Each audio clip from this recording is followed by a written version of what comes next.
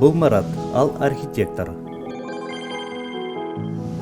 Марат жактырган кызын жолугушууга чакырган. Марат муну маселе жаратат деп коркуп турат. Анткени ал ВИЧ инфекциясы менен жашайт.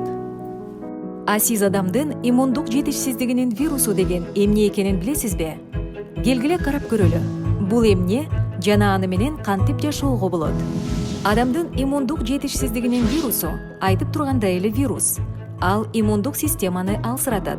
Адамдын иммундук жетишсиздигинин вирусу бул өнөкөт вирус, инфекциялык оору.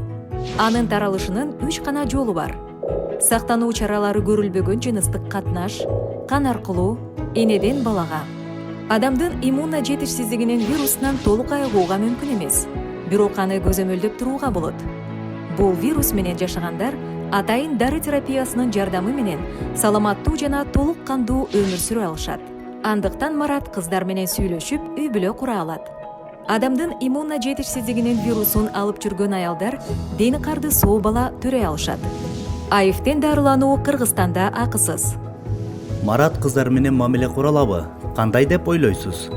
Албетте, эгер ар дайым даарыланып жана сактанып турса, анда эч кандай маселе жок. Эң башкысы өз абалыңды билүү үчүн маал-маалы менен тесттен өтүп, эгер организмде вирус табылса, такай даарыланып туруу зарыл. А сен өзүңдүн АИВ инфекциясы боюнча абалыңды текшердиңби?